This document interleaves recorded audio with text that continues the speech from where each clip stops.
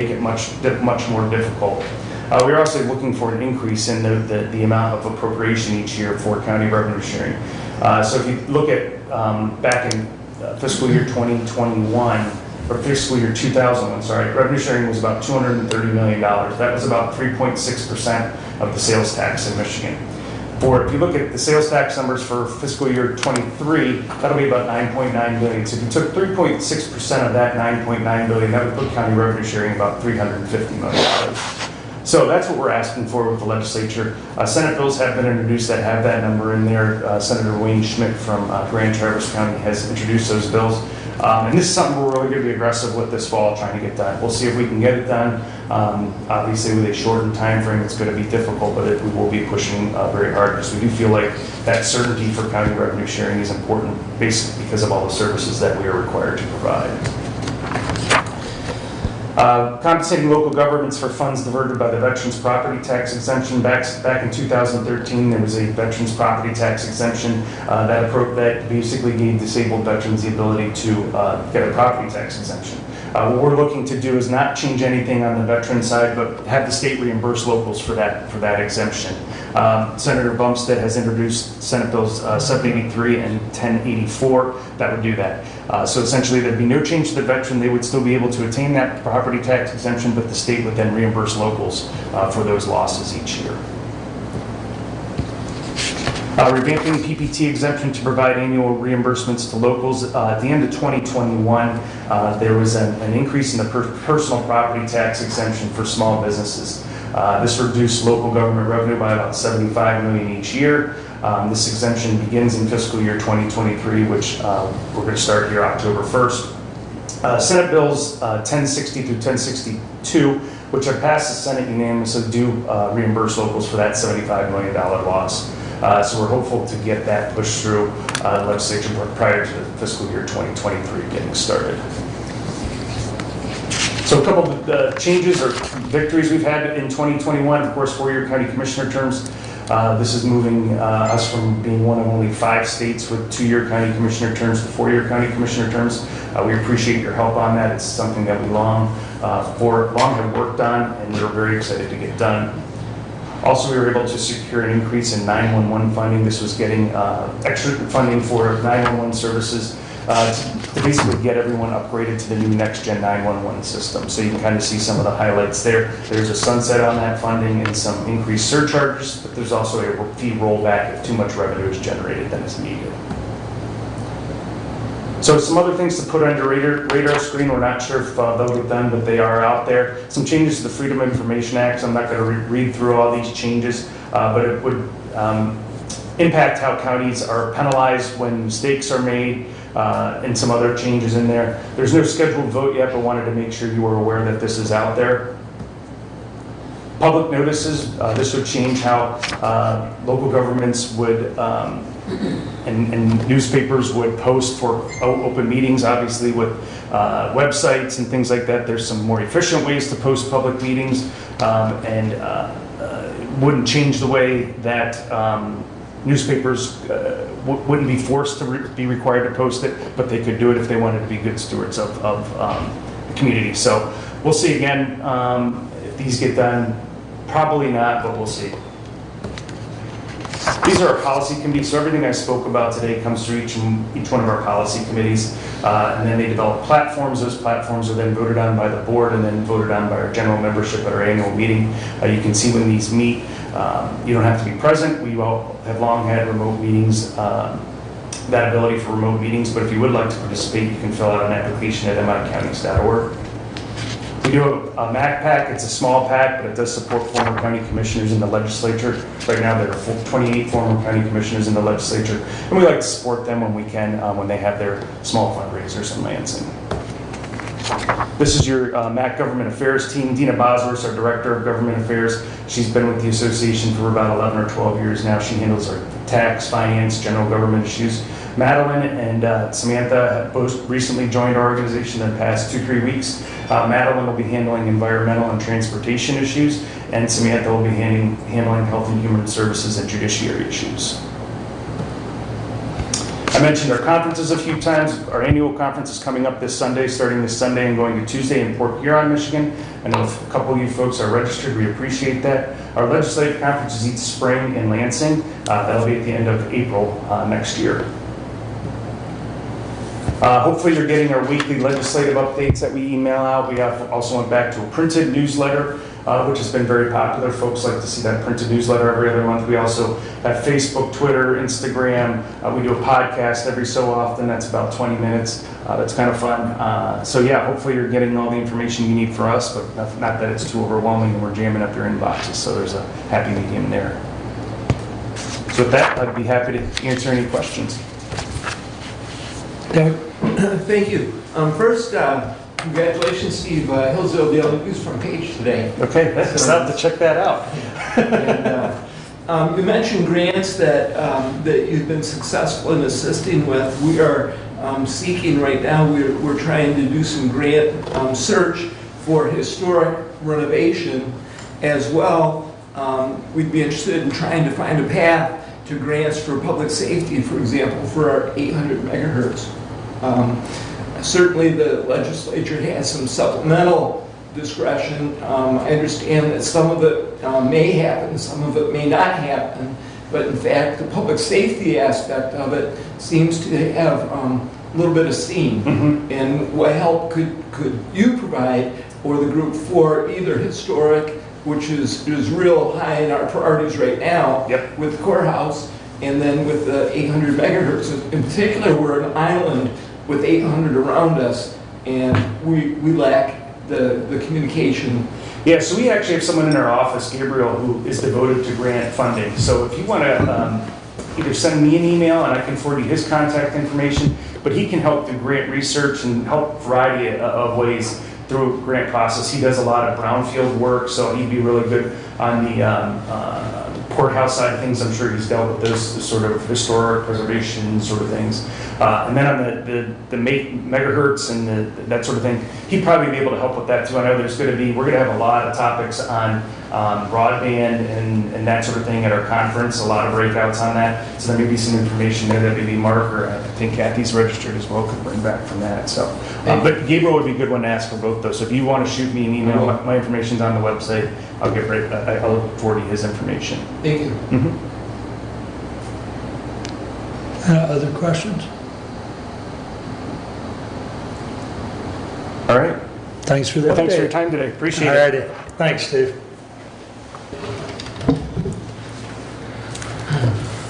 All right.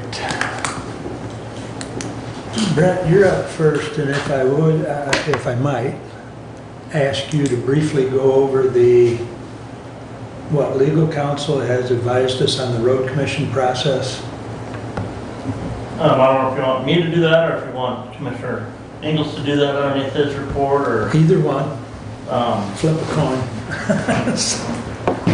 Commissioner, since that's underneath your purview, I'll let you, we'll bring that up underneath. That's fine. That's fine. Report, so.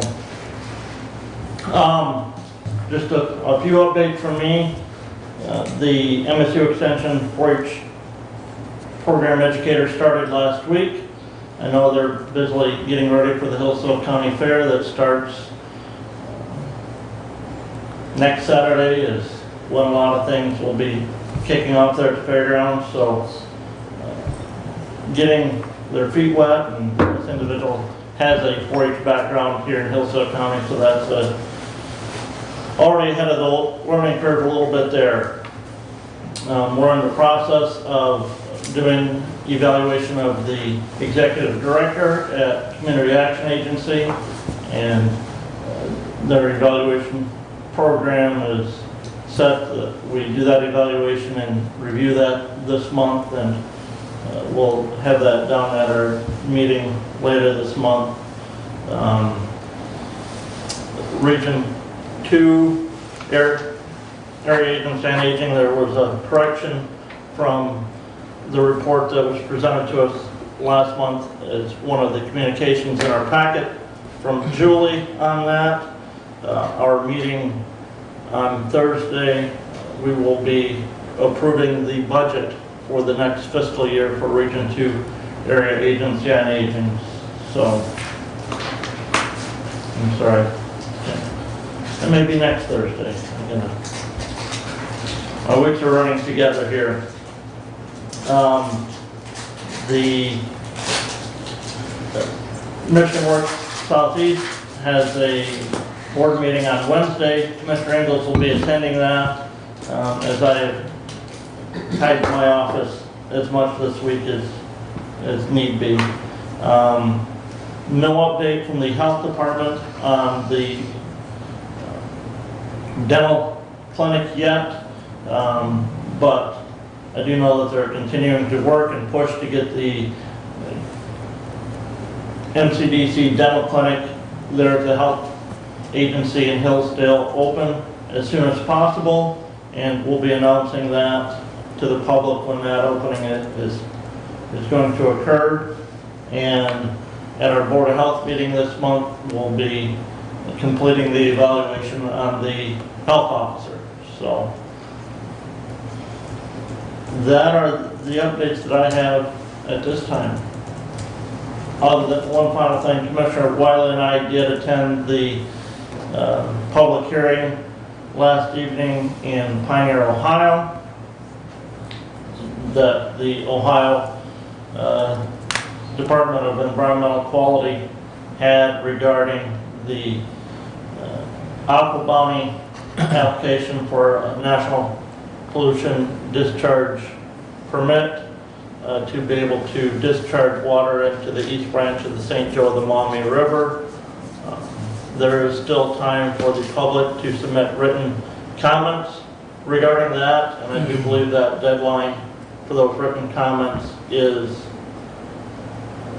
next week, Sunday or Monday. 5 p.m. on the 19th, which is Monday. Yeah. So, and again, that many comments last night by the public who were there about the withdrawal, but the DEQ has no say over the withdrawal. That was the DNR permit that has already been issued, contingent upon them obtaining the discharge permit from the DEQ. So if anybody has comments that they want to submit, Ohio DEQ has a link right on their website where you can go and submit those comments. So, and that's regarding the salmon fish farm in Pioneer, Ohio. Mm-hmm. And I can, for those in the viewing audience, if they don't want to take time to look it up, it's epa.dsw comments at epa.ohio.gov. So, Can you put that in the minutes? By chance, I didn't catch that, but I do want to follow up. Thank you. if you want to give me a call later, Ken, I'll be happy to give it to you. I'll shoot you an email later. Thank you. Yeah, or shoot me an email and I can forward this page to you. And that goes for anybody else that wants it, I'll forward it. But any questions for Brent? Brad's not here. He did send out his report. Any comments or questions? I guess the only thing I will say that he wanted me to encourage everybody to sign up for the CPR and stop bleed. Yeah, thank you. I believe that's the 19th, 20th, and 21st, correct, Doug? Yes. And you have anything to add, public safety? Yes. Please. Okay, so Commissioner Bensing did send a report, and he wanted me to bring to the board and to the public that our 911 dispatch center handled 131 calls during the recent severe weather event. We did have several calls that rolled over to the Lenawee Dispatch Center due to volume. Another item, Sheriff Hodshire reports that all 3 deputies who graduated from the academy that we sponsor have completed their FTO program and are now working on their own. We should be back to 24-hour patrols within a couple of weeks. We currently have 10 MCOLS certified deputies, and 2 in the academy. The County Security Committee did meet on Friday, September 9th. I will have a report on that in my update. Reminder that the CPR Stop the Bleed and naloxone training is September 19, 20, and 21. There are morning and afternoon sessions. Department heads, please be sure that all of your staff are registered for a session. The ETSB board, I don't know what the ETSB board is. 911. 911 board meets September 21. The County Fire Association meets September 20th, and Commissioner Benzine will be attending the Digital Government Conference on September 22 in Lansing, and that is his report. And I'll add one thing, Commissioner Benzing and I are continuing to work on the ambulance contracts that expire at the end of this year. Okay, anything else for public safety? Keep going, Doug, you're up next. Thank you. I'll address Resolution 22107. To the Honorable Board of Commissioners, we recommend confirming the attached Raymond Audit Engagement Letter, terms and conditions for the Hillsdale County Road Commission pursuant to MCL 224.27. A motion and moved by Doug Ingles. Support. Comment in the initial resolution, the MCL was not stated, and the statute is very clear that the Board of Commissioners does not approve, but does confirm the audit engagement. And so that's why I pulled it to add the MCL. What was that MCL number? 224.27. Thank you.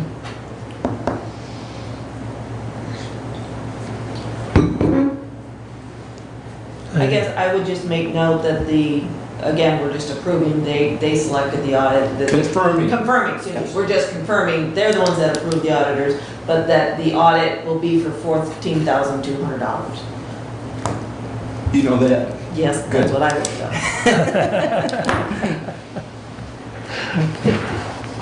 Okay, any other comments on 22107? All in favor signify by saying aye. Aye. Aye. Opposed? Resolution passes 4 with 1 absent. Please continue. Continuing on parks, there will be a special meeting on Thursday, September 15th at 9 o'clock to approve their 2023 budget. They had problems going through that budget at their last meeting. They declared a special meeting, and that budget will be approved at that, presented and potentially approved at that meeting, and then forwarded to the Budget Committee.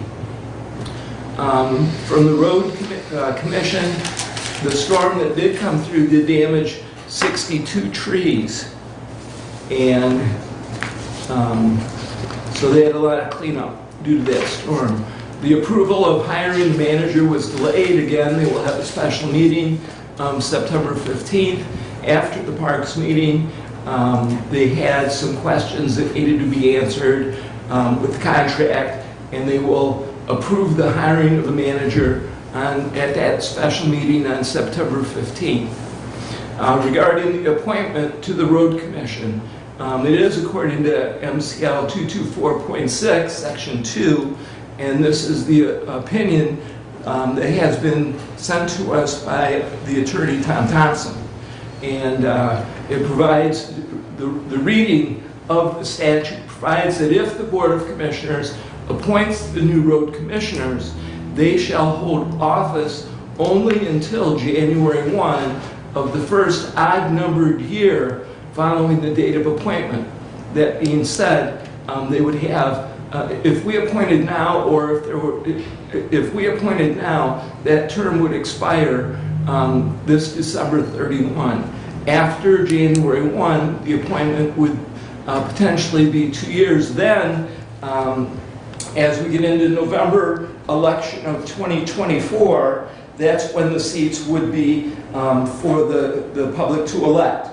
And there would be 2 seats. One would be on a cycle, each would be on a cycle fitting the 6-year term. So they both would be partial terms to complete their appointment. Reason to answer the question for the election, if we do an election, it would be a special election at cost. We can decide to do that. Actually, it was an option, that's the way I read it, that's all I was. Yeah, and so to answer, we've discussed, what those options are. And at this point, we have not decided to spend the money for a special election. Could you get that on this November's ballot? Does it have to be special? I have to ask that, I don't know. To answer it, if I may. Go ahead. To answer it, there were dates and deadlines to get things on the ballot. And the motion that this body passed, those seats are created as of January 1st and not until then. And so until the seats are created, it's hard to have a candidate. Well, it could happen, but yes, the way the motion was passed, those seats are created January 1st. We'll consider those appointments then after the first of the year because of the cost. My issue with appointing those initial is because of the cost to the county and to the taxpayers of running a special election to fill those positions. So we have, vetted this and been talking about it for a very long time.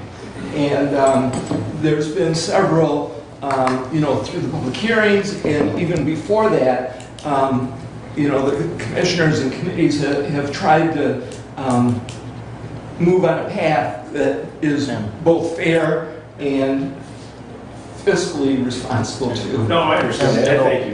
It's just me waiting an appointment versus You letting want- people Right. vote. Yes. Oh, I'm sorry. And those positions will be elected then by the public in 2024. Correct. And we will, Because, right, that appointment only lasts, any appointed position only lasts with an elected road commission for a certain period of time. It would be no different than if we had a vacancy in one of the current road commissioners or a county commissioner seat where this body would have the authority to appoint to fill that vacancy. That appointment to office ends after a period of time. And the public is granted that opportunity to select the individual to fill that seat at that time. and we will probably be taking applications in December to start the process in January. Right, we haven't totally decided, figured it out how to do this process, but it will involve an application, Yep. and then it will involve early in January the appointment so that the 2 new board members can participate in the initial meeting of the road commission, since that first meeting in January for the road commission is when they do their election of officers. So we'll be moving fast once this goes. I would anticipate November to be the application, November, December, or December to be the application process, and then our first meetings, perhaps even starting at the organization meeting, we may have some discussion and decision at that time. Okay, Okay. I think that answers Ken's question. Thank you. So, all right, please continue. Doug. Okay, so just a couple more things on the Economic Development Partnership. The EDP did meet. Andrew Fink was the speaker, spoke extensively about housing bills, how different version of shortages around the state exist. There's not an adequate supply of housing. There are differences in communities, certainly, but the common theme is that there's not enough housing for communities. He did speak about supplemental grants, indicating that supplemental grants, a big part, probably are not likely. However, he did indicate that some funding may be available for public safety. And so if commissioners could outreach either or both Representative Fink, Senator Shirkey, on this public safety supplementals may be available and something that we can utilize for our 800 megahertz.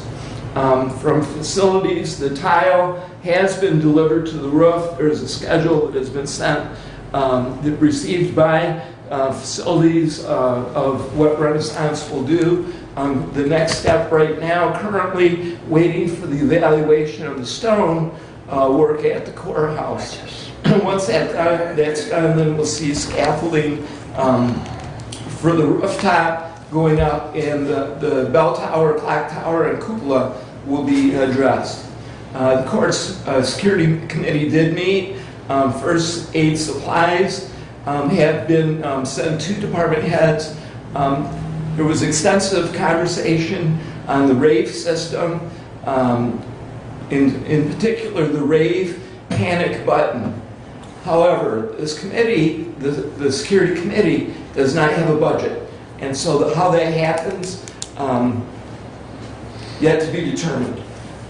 It's certainly not a budget item for 2022, and I don't know how a budget request or where the budget request would come from to get to the 2023 budget, in fact. So that needs to be discussed if we decide to go through the process of the panic button. When they did the active shooter training, the panic button was described as essential. So that's information for this board.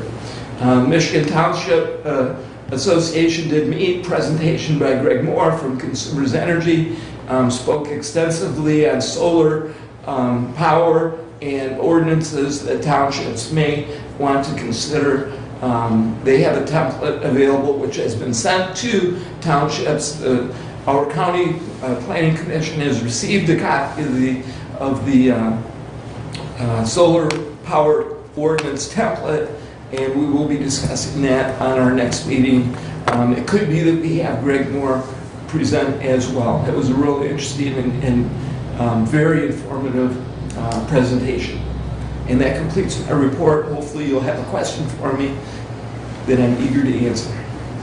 So you didn't mention that I took Greg to task on calling it a solar farm. Well, you had your report too, because you were there, Commissioner, so. No, I didn't. I'll just point it out since I brought it up, but Yeah. you know, a farm creates food or fiber.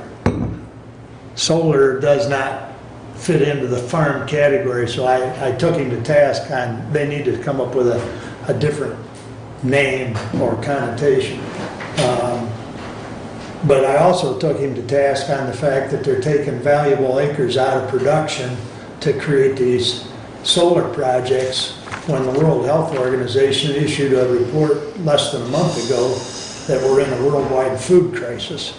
So, you know, it doesn't make sense. If you've got electricity but no food, that's kind of a oxymoron, so. And he acknowledged that as truth. Yep. He also acknowledged that economic development in our counties and our townships is a very difficult growth. You know, we aren't growing, and we don't have many mechanisms in place for economic growth, and that this tool could be one that would benefit a community. He spoke about $7,000 per megawatt for 20 years, which, you know, depending on the size of the farm, could be a substantial number of dollars, you know, for the economic benefit of that township. So, you know, there are certain considerations as they move forward. But the food definitely is one that he acknowledged. Mm-hmm. So I'm curious, what is the economic benefit other than tax revenue?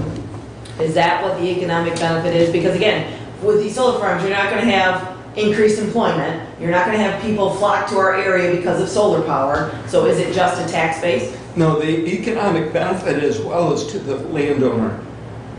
$7,000 per megawatt. And he talked about 100 megawatts in particular, and the potential over 20 years a lot of money. So you're saying that the owners and/or lessors of the projects will dump money into the local economy? Yes. Okay. I just wanted clarification on that. Yeah, he didn't really talk a lot. As a matter of fact, I don't think he even put a number to what the potential tax, No, I didn't hear that. so, I mean, Well, he did talk about that. He said that what they're trying to do is create a standard number rather than having assessors question what the value of some of that property is. Yeah. To set a standard number. that was work in progress. Right, Yes. those are bills in Yes. the Yeah. House and or Senate. that Right. they're- Yes. Right. Yeah, and he called them pilots, or not pilots, but... Probably, Yeah, payment in lieu of Yeah, tax. yeah, Yes, yeah, yeah, but that's still in the works, so, yeah. but, But also, does the property lose the agricultural exemption? I think it does. well, I would, oh, go ahead, you finish first. I think it does with the solar farm, and if it loses the agricultural exemption, if some of that ground was purchased within the last 10 years and signed an agricultural affidavit on it, you also may see a step up and I haven't confirmed that with the equalization director yet, so. I will say I've had two conversations. I've had one with the equalization director, and he was unsure how those were going to happen. I've been talking with Fayette Township. My indication in Fayette Township is that township has allowed those exemptions to continue, that they're considered solar farms. And so they're going to continue with the farm ag exemptions that are allowed.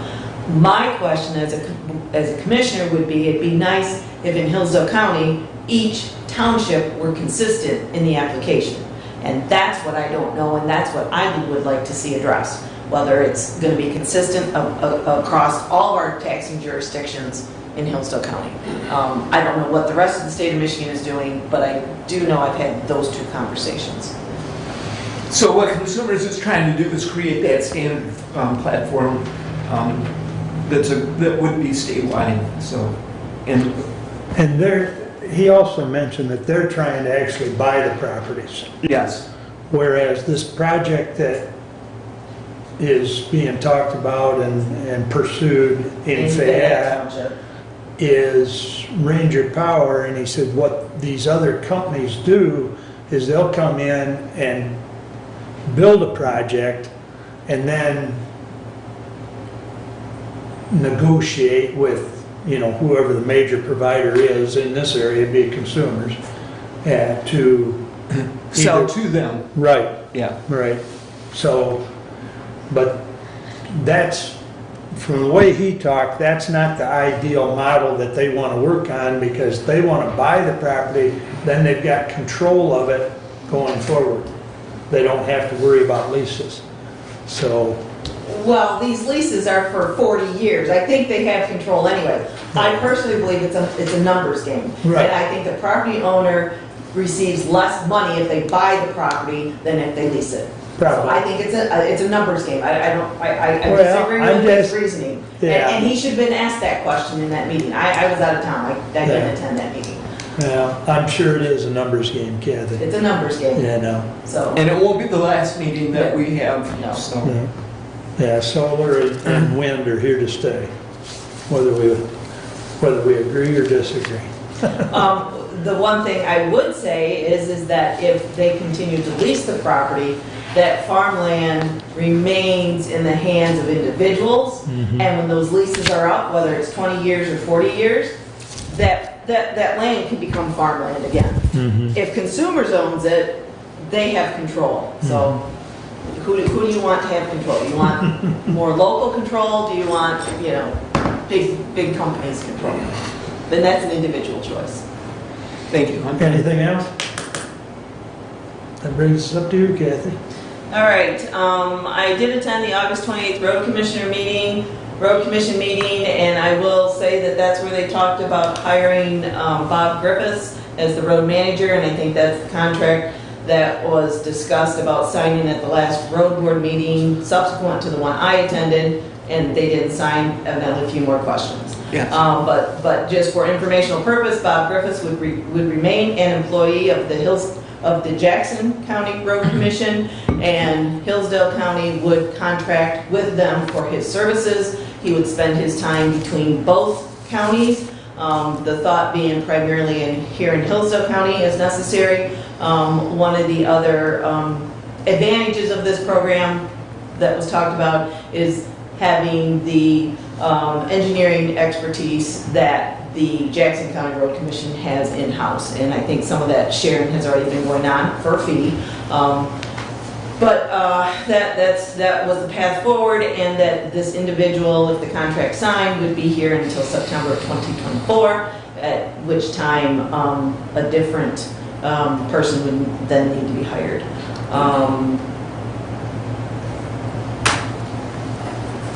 I will say that when I attended the road commission meeting, prior to that meeting, constituent was here at our prior meeting, and expressed an issue on the corner of Genesee and Bun Road, that there was erosion happening that needed to be taken care of. When I brought that up at the county road commissioner meeting, they said they had already been out there and addressed the issue. So I just wanted to get that out there. If our constituent is listening, they know them. Well, they know anyway, they live on the roads. But anyways, I will say that we're continuing to work on the budget process. We'll be meeting probably next week and hopefully finish up the first round of the budget process. Working diligently at trying to get the job done. The budget reports for July and August will be in the next meeting packet, so that it's as part of the packet so that the public can see those. Those will be for the July and August variance reports, actual versus budget.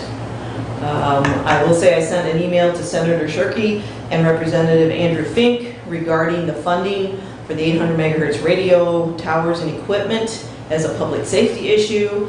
I sent the letter, I sent the bid quote numbers so they knew the scope of what we were asking for. I would say I sent those 2 weeks ago, and I have not heard back anything from either of them yet. And that's all I have.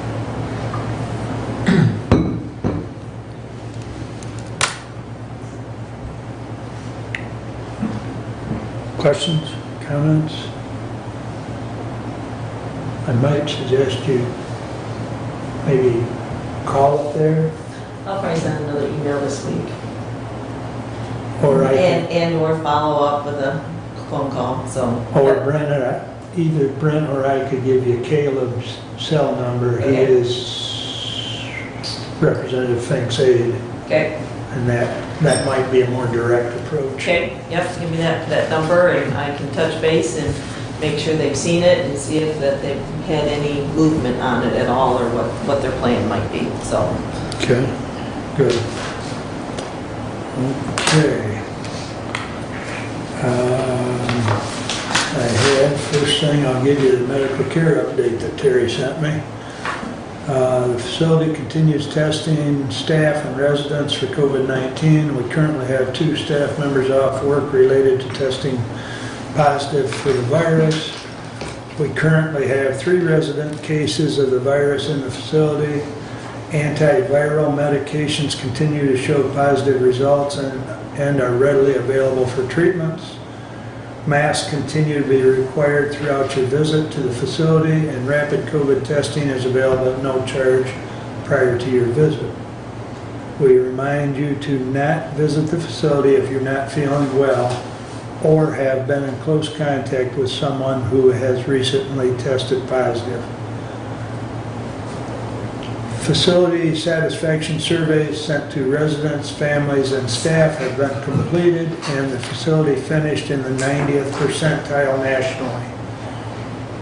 CNA classes are beginning soon, and if anyone is interested in becoming a CNA, please contact the facility Human Resource Department. Sincerely, Terry Esterline. I might add also, if you feel like you getting the flu or you've been around somebody with the flu, don't go visit your friend or loved one, because Shelley reminded me that we are approaching flu season. So, other than that, I think we've covered the fact that Brent and I were at the EPA public hearing.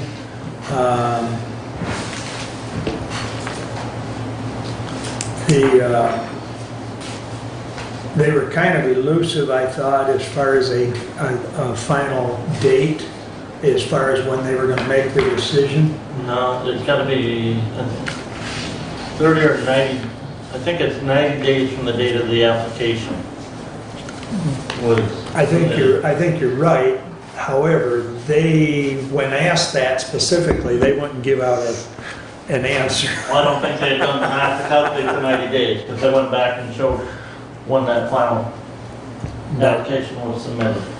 But I do know that anyone that wants to submit a comment can do it prior to 5 p.m. on the 19th. So anyone that wants to email me, I'll send them that link. So, because I plan on submitting a comment yet as well. And they several times did tell people that were in attendance that that was where they really wanted to see it, was the written comments, because then it becomes part of the official record. So, and I will make sure that I'll see if Dave can't put that link on our, under the Board of Commissioners as well. So, that's all I have, unless there's a question. Seeing how most of the meetings are forthcoming. As far as, so are you prepared to go into closed session? Move that the Board of Commissioners of Hillsdale County adjourn to closed session under MCL 15.268H to consider a written legal opinion of legal counsel. Second.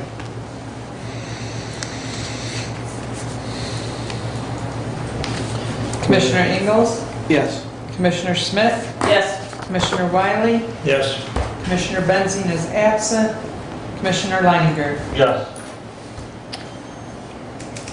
I would ask everyone to step out in the hallway. We will be as brief as possible, and then you may rejoin us for the remainder of the meeting. So, One last public comment. It's quick. I would just thank everybody for following up on 800 megahertz. okay, Ken, thank you.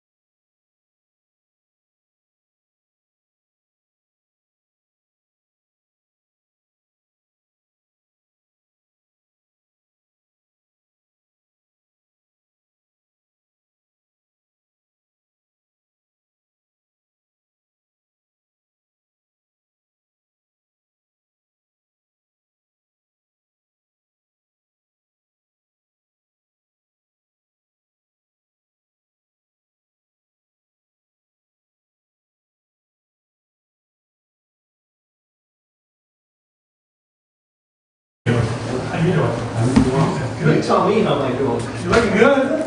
Nice vertical, that's good. Yeah, yeah. Take that away from you.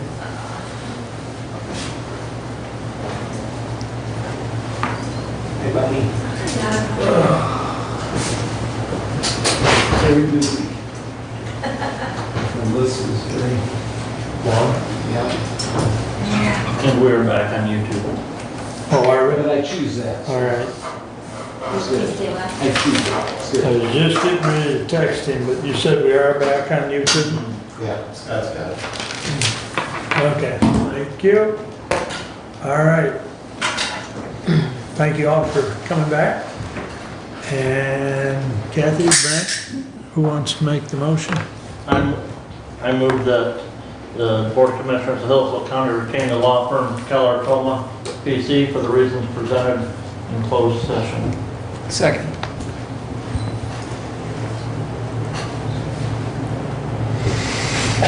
And let's do a roll call on that, please, Jody. Commissioner Schmidt? Yes. Commissioner Wiley? Yes. Commissioner Benzine is absent. Commissioner Leininger? Yes. And Commissioner Ingles? Yes. Motion passes 4-1, or 4 with 1 absent. All right. Thank you. That piece of business is taken care of for now. And that brings us up to public comment. John? Will this go into the record? Yeah. Yes, sir. Okay, great. Just want to let you guys know, you probably maybe already know it, but there's a tree on Lake Wilson Road, and it's a willow maker. It's been there dead for 5 years. It's probably an ash tree. It's about 150 years old.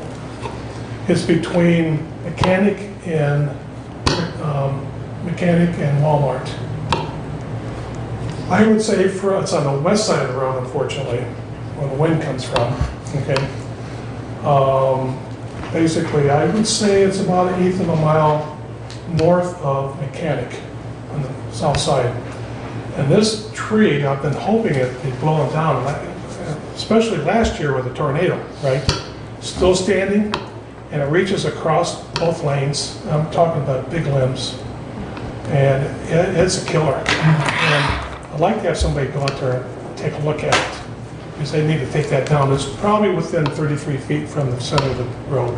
So it's county owned on that, basically, okay? There's another one, I ran across it down around Territory Road, south of Bird Lake, but I can't remember where that's at. But this one, Lake Wilson, I actually, when I drive north on Lake Wilson Road, I live at Lake Wilson. Basically, I go, coming south, I go on the left side of the road, just to go around it, just to be safe, okay? But take a look at that, I appreciate it. Another question I have for you, Mr. Wiley, you're a farmer, okay? You're talking about basically the people putting in the solar panels. I thought immediately, I said, whatever happened to the land banks where the government used to pay farmers not to grow? They still do that? The farmers still get paid for not growing? If that's the case, we need to grow food, period.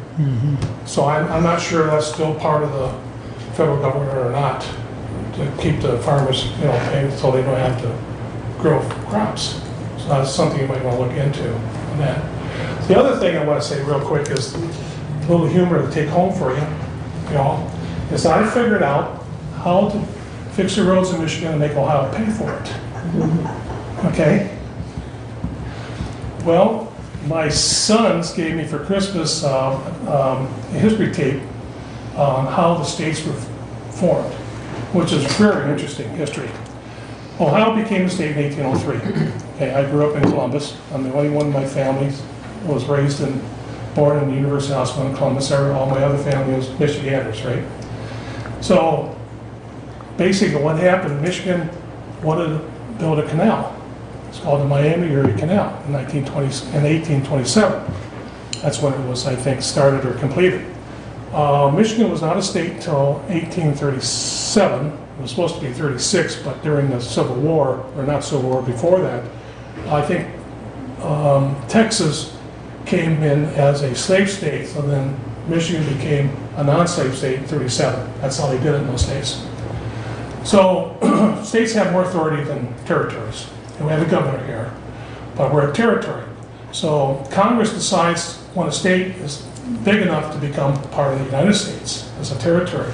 So they have 2 senators and they have congressmen. So Ohio petitioned the federal government for taking 400 square miles away from Michigan and giving it to Ohio, which is Toledo. Toledo's part of it, Pioneer's part of it, okay? And the aquifer belongs to us, basically. They didn't steal it. And basically, they did that, and they took 400 square miles. But the problem was, there's a legal problem here. Michigan was 1837, but Ohio never signed the legal documents until 1954. Eisenhower had to sign off on it. So Michigan was a state before Ohio, okay? So we want our 400 square miles back, okay? But you're not gonna make anybody in Bryan, Ohio, or Toledo rooting for the Michigan, right? So, well, they don't want to be part of Michigan. So just pay us 400 square miles of the beautiful Black Swamp territory, which is farmland now, and we can get rid of all our gravel roads and fix all the roads in Michigan. What's that going to take? About $30 billion, $40 billion? I think that part of the Ohio now as part of Michigan should be worth that, right? So I'm going down just to rattle the cages, Columbus Dispatch, and talk to them about how we can, Michigan, make Ohio pay for our roads. Because they never signed the documents, and they stole our property from us, okay? Without the legal permission to do that until 54. Well, I thought we rattled the cage a little bit before Michigan-Ohio State game. Just get things going. But that's kind of, I thought you might want to know that. Plus, since I'm in the ice cream business, I created a lot of different ice cream concepts. One of them was Buckeye ice cream I created. Okay, bought the mold to make the little Buckeyes. And because I studied in 4th grade that the Buckeye was basically Ohio history, the Buckeye was basically a horse chestnut that the Indians named after Iowa buck deer. And you see the red oval in the Ohio flag is the Buckeye. But what I found out doing the research was it was the Onaway Indians in Michigan that named it the Buckeye, not Ohio. Isn't that interesting? Just the little facts on that. So I thought you'd be a little humor you guys take home with you. Okay? That's good. Thanks. Thank you, John. Anyone else wish to comment? Laura? I'll take it. Nothing today? Penny? All right, well, thanks for attending. Additional business, Brent? Condolences to the Hotshire family on the passing of the sheriff's mother. Condolences to the Spieth family on Geraldine Spieth, a former county commissioner who passed away recently. And congratulations to my parents on their, I think, 53rd wedding anniversary. Can't remember, I'm pretty sure 53. All right. Kathy? I would echo Brent's condolences. Other than that, I'm good. Doug? Nothing additional. I guess I'll just remind everybody to sign up, which I need to do as well, for the Stop the Bleed and CPR training. Other than that, have a great day. We're adjourned.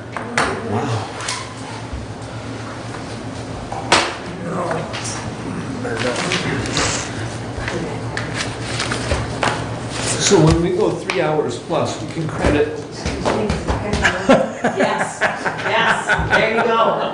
I think this is the shortest meeting I've ever been to. Here.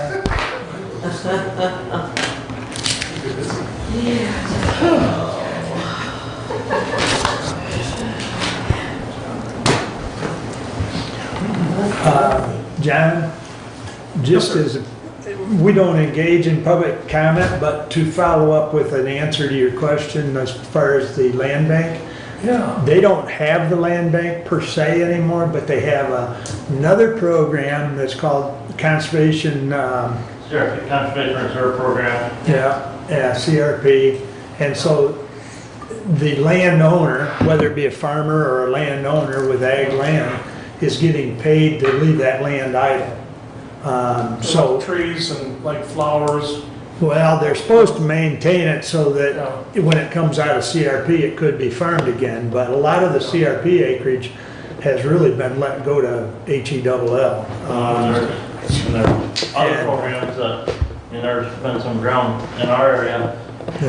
pulled back in for perpetuity. They went in and cut tile that drains that ground, and neighboring ground, and put in ponds Yeah. and just, It's actually a very poor program, and it's detrimental to food production. Well, let me ask you a question. Does the Hillsdale County have any authority to not let that happen here? no, It's a state concept? Well, it's actually a federal program, and it's private individual, and private landowners have the right to sign up, Yeah, okay. but the program's a bust. Well, the CRP program is supposed to be highly erodible land.